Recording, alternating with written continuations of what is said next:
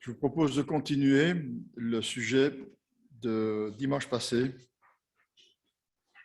On va relire une partie du texte pour se remettre un petit peu dans l'histoire. On avait vu l'histoire d'Élie, ce grand prophète, un des plus grands prophètes de l'Ancien Testament, qui a fait des choses extraordinaires et qui est tombé tellement bas qu'il a demandé la mort. Et on se demandait pourquoi un homme de Dieu comme ça pouvait être tombé si bas. Et nous avons analysé un petit peu quelles étaient les raisons pour lesquelles cet homme de Dieu est tombé si bas. Mais avant, on relit un petit peu pour le contexte et on lit la suite pour aujourd'hui, si vous voulez bien. Donc on lit dans 1 Roi au chapitre 18. Je vais prendre mes notes. Et je crois au verset 34 ou 33, je ne sais plus combien.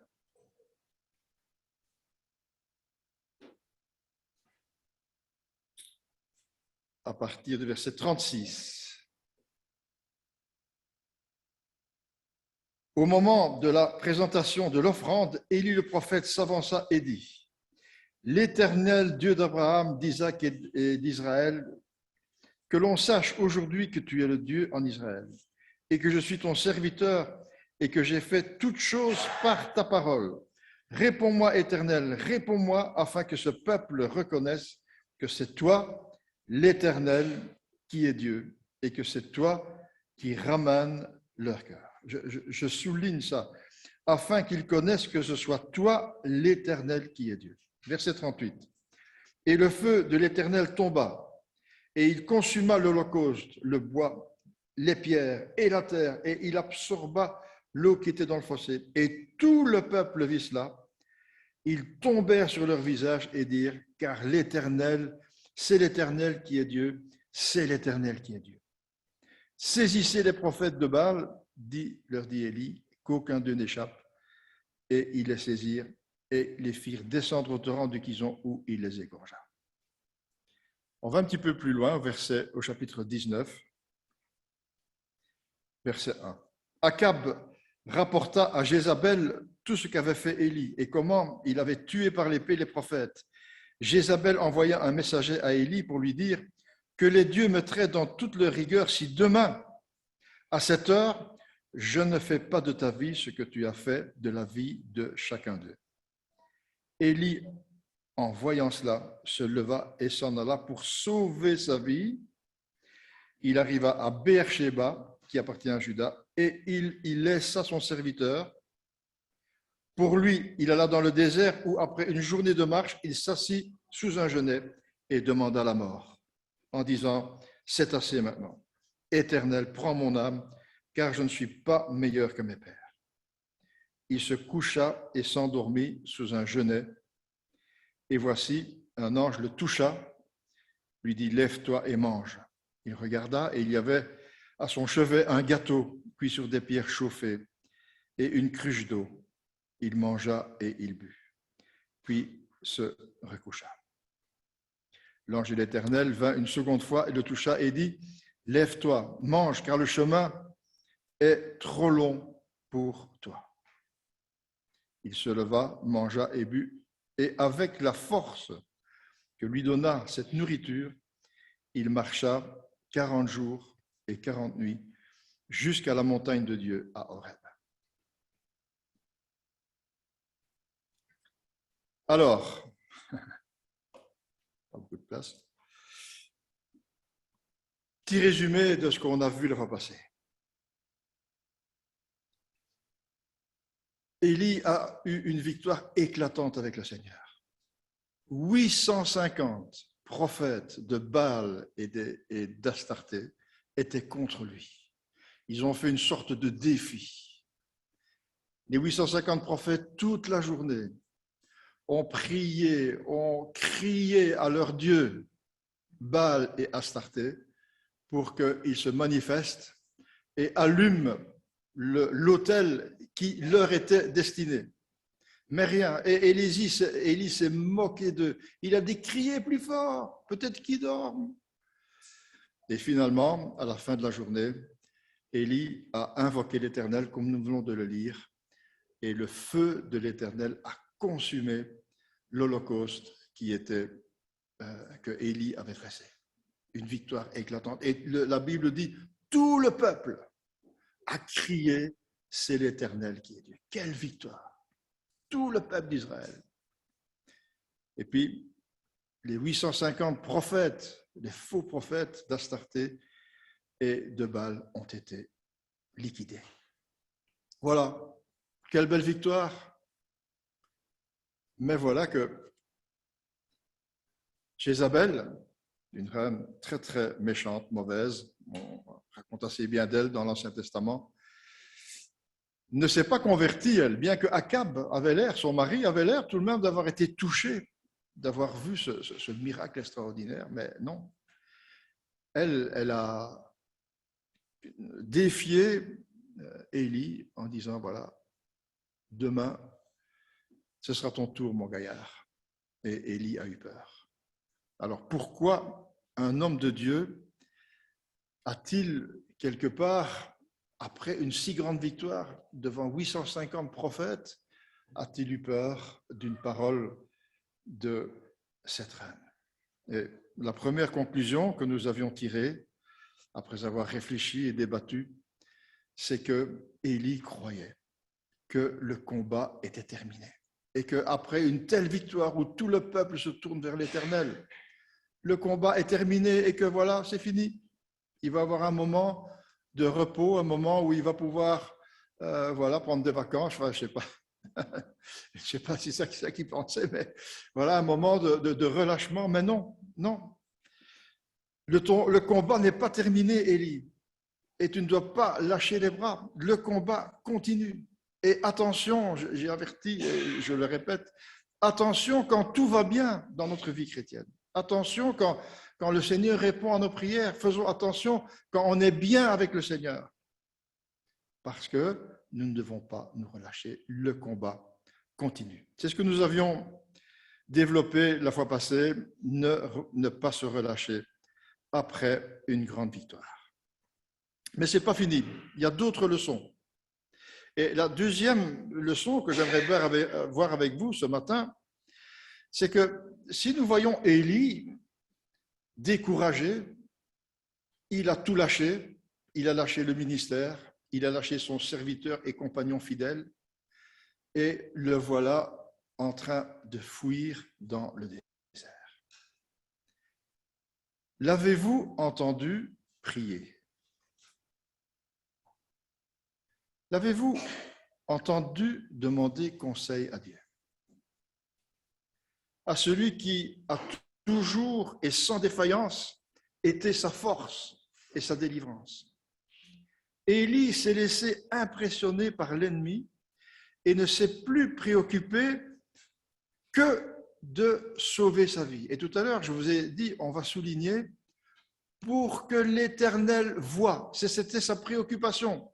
Sa préoccupation, ce n'était pas de sauver sa vie, c'était que la gloire de l'Éternel soit manifestée. Et aussi longtemps qu'il s'est préoccupé de la gloire de l'Éternel, renonçant à tout pour le servir, il est resté ferme et glorieux. Ses regards se sont détournés sur lui-même au lieu de les garder fixés sur Dieu. Sitôt qu'il s'est mis à penser à sa propre sécurité, à vivre en se regardant, il est devenu faible. Il y a comme ça de nombreux passages dans la parole de Dieu où on voit des serviteurs de Dieu qui étaient des solides serviteurs, voilà, ont tout d'un coup sombré. Je pense à un des plus connus, Pierre, quand il est sorti de la barque en voulant rejoindre le Seigneur Jésus, il a marché sur l'eau. Il a marché sur l'eau, mais à un certain moment, la Bible nous dit qu'il a quitté des regards Jésus pour voir autour de lui les vagues, la tempête, etc. Et dès ce moment-là, il a commencé à sombrer. Il a quitté ses regards vers le Seigneur pour regarder à sa propre vie, pour regarder.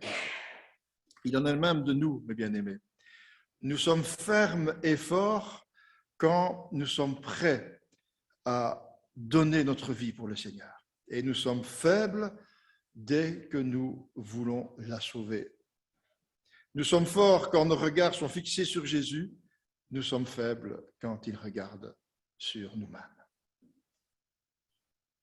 Bien-aimés, ne sommes-nous pas souvent dans cette même situation? Nous sommes découragés quelquefois, déprimés, affaiblis. Et je crois qu'il y a un indice qui devrait nous mettre la puce à l'oreille, je dirais. Quels sont les sujets habituels de nos prières? Est-ce que nos prières sont centrées sur nous-mêmes? Est-ce que nous demandons toujours pour nous-mêmes d'être heureux, d'être guéris, d'avoir la paix, la joie, l'assurance, la consolation, le bien-être du cœur, être heureux? Nous prions bien sûr pour nos familles, nous prions pour que nous soyons épanouis dans la foi, etc. Bien sûr que nous devons prier pour ça. La Bible ne dit pas le contraire, mais ils sont toujours centrés sur nous-mêmes. Et où est la gloire de Dieu là-dedans? Que demandons-nous prioritairement dans nos vies? Sommes-nous préoccupés par la gloire de Dieu? Le Seigneur Jésus, dans sa prière sacerdotale, qu'il a prié avant sa mort, juste avant sa mort, Jean 17. Jean 17 commence par ces mots. C'est la prière du Seigneur qui nous est rapportée. Et il nous est dit, après ces paroles, Jésus leva les yeux vers le ciel et dit, « Père, l'heure est venue. » Il savait très bien que la croix arrivait. « Révèle la gloire de ton Fils, afin que ton Fils aussi révèle ta gloire. » Et j'ai pris le même texte dans 5 versions. Le Seigneur dit, « Glorifie ton Fils, afin que ton Fils te glorifie. » C'est le passage le plus connu. Dans Parole de vie, il est dit, « Donne-moi la gloire, donne la gloire à ton Fils pour que ton Fils te donne la gloire. » Français courant, « Manifeste la gloire de ton Fils afin que ton Fils manifeste aussi ta gloire. » Version Semeur, « Fais éclater la gloire de ton Fils pour que, à son tour, le Fils fasse éclater ta gloire. » Et finalement, parole vivante, « Fais apparaître la gloire de ton Fils pour qu'à son tour le Fils fasse connaître ta gloire. » Jésus demande quelque chose d'important. Il sait qu'il va mourir, il sait que son plan préparé éternellement va arriver. Ce n'est pas un plan glorieux, mais il sait très bien que quelque part, comme c'est la volonté du Seigneur, ce qui va passer, qui est difficile, quelque part se passe pour que son Père en soit glorifié. Ce qu'il demandait, c'est que le Père soit glorifié. Quelle leçon pour nous? Jésus est préoccupé par la gloire de son Père, même dans ces moments difficiles de la croix. Il demande à son Père, dans un moment crucial de sa mission, à la veille de sa mort, que son Père le glorifie, mais dans le but de cette prière soit que le Père en soit glorifié. Nous sommes souvent, je crois, et quand je dis nous, je me mets certainement en premier, on est souvent à côté de la plaque quant à notre compréhension de notre vie de chrétien, dans notre vie de nouvelle naissance avec Christ. Le Seigneur nous a-t-il sauvés pour être délivrés de la souffrance, de toute maladie, de toute épreuve?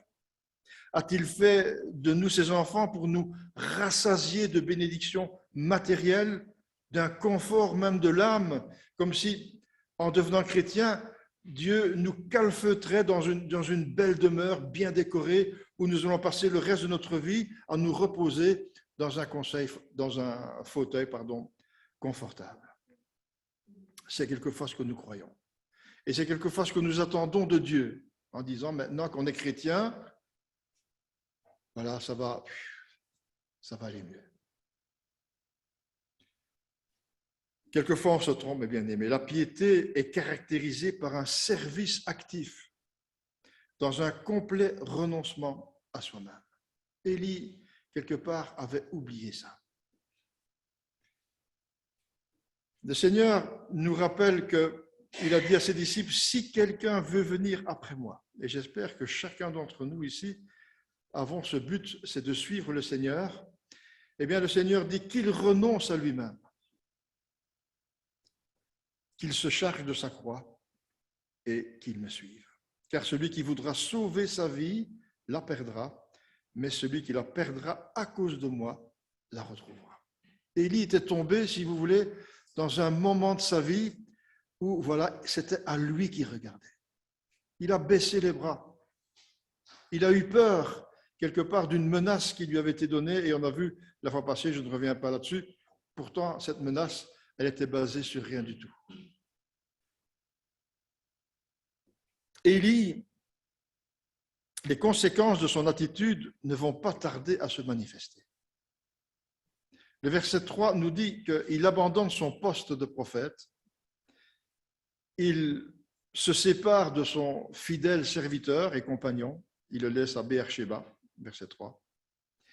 Il s'enfuit vers le désert, pourtant, le désert, il l'a connu. Si vous lisez chez vous le chapitre précédent, le désert n'est rien quand Dieu nous y conduit. Et Dieu avait conduit Élie dans le désert. Et vous savez ce qui s'est passé dans ce désert? 1 Roi chapitre 17, verset 2, il nous est dit que les corbeaux lui apportaient du pain et de la viande le matin, du pain et de la viande le soir, et il buvait de l'eau du torrent. Vous avez déjà vu, vous, quelqu'un qui a 2 repas à l'époque dans un désert, qui a 2 repas par jour avec du pain, de la viande et de l'eau, et il était dans le désert, mais c'est Dieu qui l'avait conduit dans le désert. Et ici, il s'en va dans le désert sans Dieu, sans prier, sans le consulter. Ce n'est pas la même chose.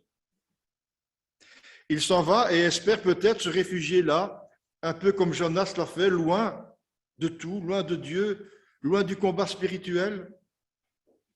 Et aujourd'hui, nous dirions, loin de l'Église, loin des frères et sœurs, des chrétiens, des cultes, des réunions de prière. On prend un temps de recul. Combien de fois j'ai entendu ça? On prend un temps de recul, on ne revient plus. Il s'enfonce dans la solitude et il choisit un lieu désert, aride, brûlant, désolé, un désert sans Dieu. Conséquence, il ne faut pas s'étonner, son errance le mène à encore plus de découragement, à tel point que seul avec sa tristesse, avec ses déceptions, il ne peut plus avancer et il en est à demander la mort. Voilà où il en est arrivé, notre cher Élie. N'était-ce pas l'Éternel qui avait le droit d'être découragé de voir son serviteur en arriver là? N'était-ce pas assez avec les péchés d'Akab, de Jézabel et de tout le peuple idolâtre? Fallait-il aussi maintenant que le prophète Élie, son serviteur, le seul qui soit resté fidèle, soit mis hors combat? En tout cas, dans cet état de découragement, Élie est impropre au service. Plus que ça, Élie, même à cause de son découragement et de son attitude, compromet l'œuvre de Dieu, plus que Jézabel aurait pu le faire. Et quelque part, Élie annule même la victoire éclatante du Carmel. Quand le témoignage ne suit pas, les gens ne peuvent pas compter sur notre témoignage. Et bien sûr, il n'en peut plus et demande la mort. Nous l'avons lu.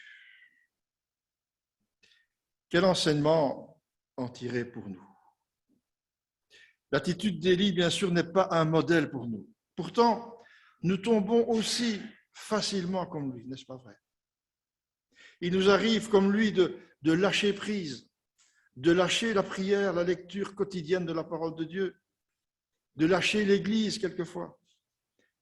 Mais pendant ce temps, que fait Dieu? On ne parle plus de Dieu là, Est-ce qu'il a apparu à Élie en disant « Élie, qu'est-ce que tu es en train de faire? C'est quoi cette attitude? Ne suis-je plus ton Dieu? As-tu eu à plaindre de moi, Élie? T'ai-je donné lieu de douter un seul instant de ma puissance? Est-ce que je t'ai laissé tomber au torrent de Kérit où je t'ai nourri 2 fois par jour avec du pain, de la viande?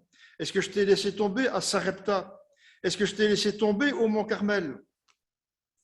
Ne suis-je plus ton Dieu qui t'a protégé et gardé jusqu'à ce jour? Est-ce que Dieu dit ça? Est-ce que Dieu fait des reproches à Élie? Non. Pendant qu'Élie dort,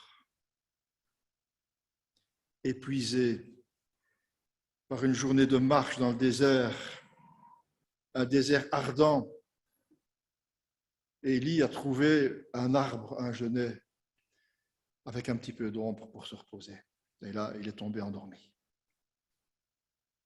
Et la Bible nous dit que Dieu envoie un ange pour cuire un gâteau sur des pierres chaudes et préparer de l'eau fraîche dans une cruche pour que Élie puisse être rassasié. Et ce qui est beau, mes bien-aimés, c'est que, ce sont des petits détails que j'aime bien, l'ange touche Élie pour le réveiller, tout doucement comme ça. Ce n'est pas l'orage qui va le réveiller, il le touche tout doucement. Quel Dieu merveilleux nous avons. Quel Dieu rempli d'amour, de compassion nous avons. Combien l'Éternel se révèle dans son caractère, souvent insoupçonné, et même oublié, voire même méprisé. Un caractère d'amour, de compassion. Combien de fois n'est-ce pas répété dans la Bible que Dieu est compatissant, lent à la colère, riche en bonté? Et pourquoi est-ce que c'est si souvent répété dans toute la Bible et particulièrement dans les psaumes, à votre avis? C'est parce qu'on l'oublie très souvent. Ici, il le prouve une fois de plus avec son serviteur Élie, qui a pourtant voulu fuir loin de lui, loin du service, loin du combat spirituel. Mais bien-aimés, Dieu reste veillant sur nous. Il nous suit dans notre parcours, il nous voit, je dirais, de là-haut et va intervenir à sa manière. Et Dieu pourvoit. Vous avez vu ce qu'il pourvoit, Dieu? Je ne sais pas, mettez-vous à la place d'Élie, il est dans le désert. Je ne sais pas s'il a pris une mallette avec lui, comme on disait dans le temps, avec de quoi manger et de quoi boire, c'est pas dit. Mais en tout cas, qu'est-ce qu'on attend? La première chose quand on est dans le désert, qu'on n'a rien, qu'on meurt de soif, à votre avis? De l'eau. De l'eau fraîche.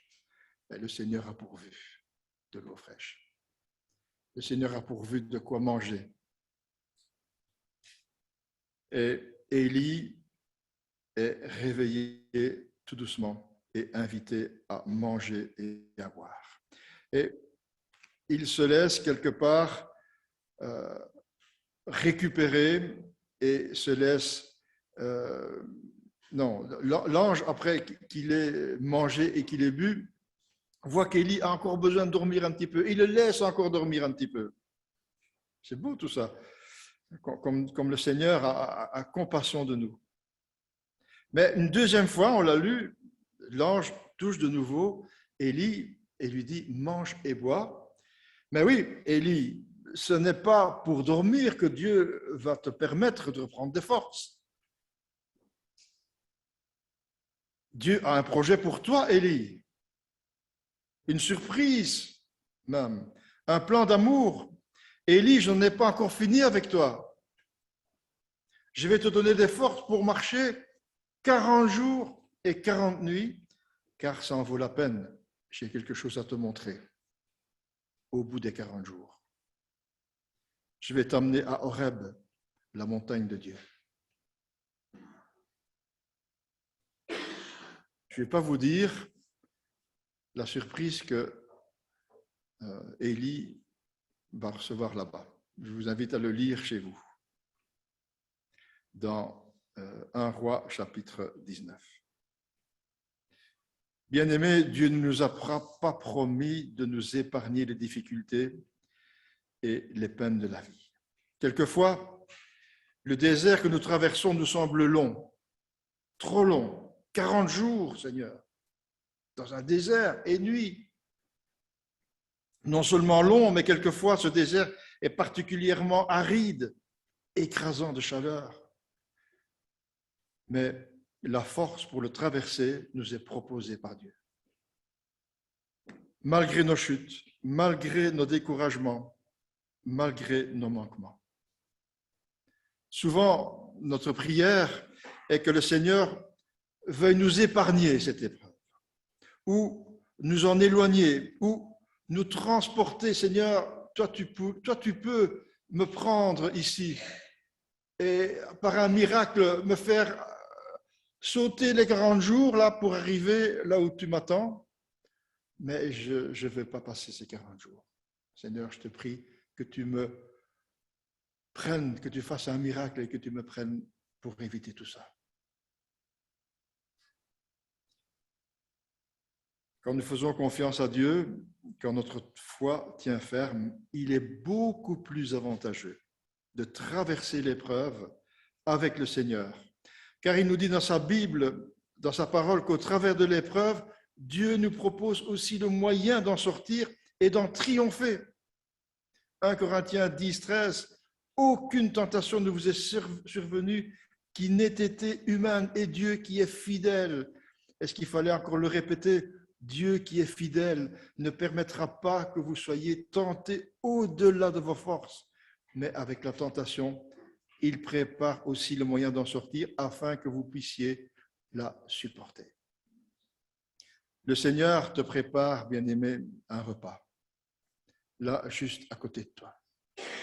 Peut-être que tu dors, peut-être que tu ne t'en aperçois pas. Et sans que tu le saches, au creux de ton sommeil, fatigué par la rudesse du désert, le Seigneur te secoue un peu et te dit, réveille-toi.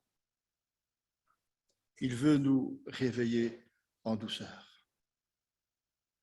Et il a dit à Élie, lève-toi et mange. Qu'est-ce que le Seigneur nous propose à manger?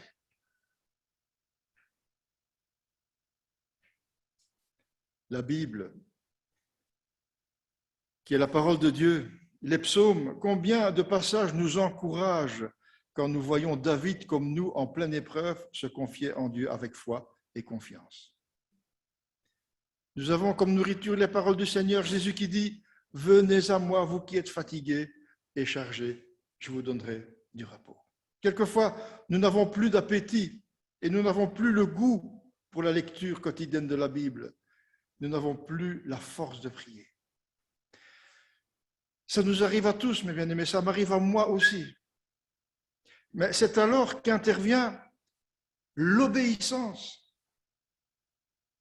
C'est alors qu'intervient l'obéissance, la discipline que le Seigneur nous demande, le disciple que le Seigneur nous demande d'être. Nous avons besoin de nous nourrir spirituellement. Quand nous sommes malades, on appelle le médecin. Et le médecin, quelque part, nous oblige, nous force à prendre un médicament pour nous guérir. Et le médecin nous dit, vous devez prendre ça, sinon... Alors là, c'est là qu'intervient l'obéissance au médecin. Et le Seigneur, quand nous n'avons plus envie, nous devons obéir et malgré tout, prendre ce médicament, prendre cette nourriture. Je prends l'exemple de hier. Hier, vous avez certainement vu ces derniers jours, Serge nous envoie une petite méditation, quelquefois un peu plus grande. Et hier, par exemple, Serge nous a proposé 18 versets qui nous parlent de l'amour de Dieu. Quel repas délicieux! Combien de temps prenons-nous pour un repas normal à midi? On prend combien? Dimanche, un peu plus longtemps. Mais disons en semaine, allez, un quart d'heure, 20 minutes pour un repas, demi-heure, 2 fois, 3 fois par jour. Quand nous voyons une méditation un peu plus longue, comme celle de hier, est-ce que nous prenons le temps d'un repas pour la lire, pour nous nourrir? Est-ce que les versets qui sont proposés, est-ce que nous prenons notre Bible, est-ce qu'on l'ouvre pour les lire? Ou bien, oh non, c'est trop long tout ça. Trop long, non. Non, moi je veux bien prendre un repas de 1 minute ou 1 minute et demie, mais je n'ai pas le temps de prendre un repas spirituel et lire tout ce qui nous est proposé. Bien-aimés, sachons rechercher le Seigneur dans nos lectures, dans nos prières, parce que Jésus a dit « Je suis le pain de vie ». Si quelqu'un mange de ce pain, il vivra éternellement, et le pain que je donnerai, c'est ma chair, et je donnerai pour la vie du monde. Jean 4, verset 14, il a dit « Celui qui boira de l'eau que je lui donnerai n'aura jamais soif, et l'eau que je lui donnerai deviendra en lui une source d'eau qui jaillira jusque dans la vie éternelle. » Du pain et de l'eau. C'est ce que Élie a reçu. Il l'a pris. Et le Seigneur a bien vu qu'il avait encore besoin de dormir un petit peu. Il a laissé dormir encore un peu. Voilà, il en avait besoin. Mais la parole de Dieu nous dit que, avec la nourriture que Élie a reçue, il a pu avoir suffisamment de force pour pouvoir encore marcher dans le désert pendant 40 jours et 40 nuits. Alors j'arrête là. Allez voir dans la Bible, si vous ne vous souvenez pas, qu'est-ce que le Seigneur lui promet au bout des 40 jours. Une belle surprise, très très belle surprise. Mes bien-aimés, prenons garde quand nous sommes bien spirituellement, quand nous sommes forts, quand nous avons eu des belles victoires avec le Seigneur, le combat n'est pas fini. L'adversaire n'aime pas ça. Et certainement qu'il ne va pas nous laisser tranquilles. Alors ne tombons pas comme Élie, gardons nos regards fixés vers le Seigneur. Le découragement nous guette souvent.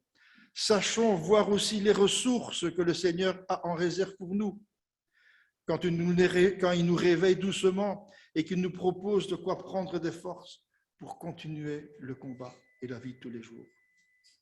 Gardons aussi fermement la discipline de l'obéissance quand nous sommes secs spirituellement. Là doit jouer alors l'obéissance. Seigneur, je continue. Je suis sec, mais je vais me nourrir et je vais boire à ta source. Le Seigneur a encore besoin de nous, mes bien-aimés, pour son service. Et il va tout faire pour nous y conduire si nous sommes obéissants et ouverts à l'Esprit de Dieu qu'il nous a donné. Que le Seigneur bénisse sa parole.